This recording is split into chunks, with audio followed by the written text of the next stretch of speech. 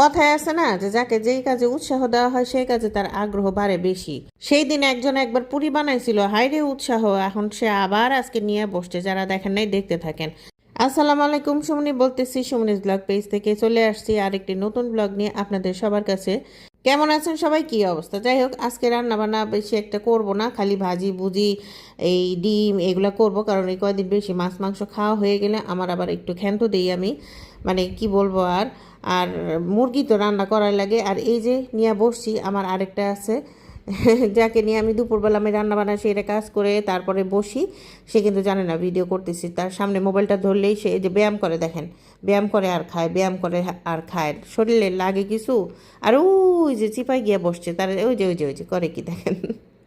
তো যাই হোক, আজকে সন্ধ্যাবেলা আমার জামাই এসে বলতেছে পুরি খাবো পুরি খাবো। আমি বলছি আমি পুরি বানাইতে পারবো না, এই জিনিসটা আমি পারি না, মানে পুরি বানাইতে আমার একেবারে কেন জানি ইচ্ছা করে না। আর সন্ধ্যার পরে তো আমার হাত পা চাইরা দেয়, কি সুন্দর করে বেলে দেখেন। আমাকে খালি বলছে যে তুমি ডালটা একটু ঘন করে রাখো, আর হচ্ছে পরোটার যে ময়ানটা মানে গোলানিটা ওটা রেডি করে রাখো, ডোটা আর কি, তো ডোটা রেডি করে রাখছি।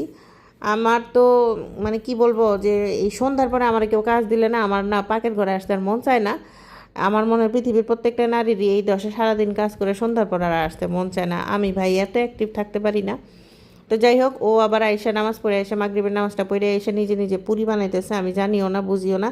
আমি পিছনে দিয়া করতেছি, ভিডিও করতেছি, আবার এই যে কি সুন্দর করে ছাড়ে দেখেন, আমি আবার দেখাইতেছি। আনছি তুমি ছাড়ো, আমি দেখি, ওরা দেখুক, সবাই দেখুক তুমি যে পুরি বানাও কীভাবে গোল করো। এর আগে অবশ্য আমি দেখাইছি, ও কিন্তু চার কোনা করে রাখছিলাম ওটারে গোল করছে। আর এই যে আমি খাইতেছি দাঁড়ায় দাঁড়ায়, ও ভাসতেছে, আমি দাঁড়ায় দাঁড়ায় খাইতেছি, আবার ওই যে উল্টা দিতেছে। মানে কি বলবো, আর কিছু করার নাই। কি বলে পুরি খায় সেটা কিন্তু আমি একটু পরে শোনাবো। আমি একবার এই পাশে যে পুরি খাইতেছি, একবার ওই পাশে যে পুরি খাইতেছি, কি সুন্দর যে মচমচা হয়েছে, একদম হোটেলের পুরির মতো। আর দেখেন কি বলে, অনেক মজা হয়েছে। মচমচা। ভিতরটা দেখাও পুরিটা, মচমচা, ডাল ক্রিসপি, ধোয়া বের হচ্ছে, গরম গরম পুরি। এটা এটা উল্টা দাও। নিজের প্রশংসা নিজে পঞ্চমুখ, মানে সুন্দর করে মচমচা। তবে আওয়াজটা শুনতে পাইছেন অবশ্য, চুলার চারপাশে একটু ভরায় টরায় ফেলছে, কিছু মনে নিয়েন না আপনারা।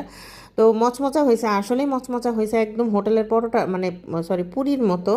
তা আমি আর কি বলবো, আমি বলছি এখন থেকে পুরি সবসময় তুমি বানাবে। এদিক দিয়ে আমি আবার বাইচে গেছি, সুবিধা হয়ে গেল আমার, আমি যেহেতু পুরি বানাতে পারি না। দেখেন এক্সট্রা আবার একটু ডালটা নিয়ে যেটা আমি ঘন করছিলাম। তো এটাই হলো আসল কথা, মাঝে মাঝে জামাইদেরকে একটু দিবেন, উৎসাহ দিবেন, দেখবেন সুন্দর মতো আপনাকে এইভাবে নাস্তা বানায় খাওয়াবে, এটা কিন্তু লাভ। আজ এ পর্যন্তই, আল্লাহ হাফেজ।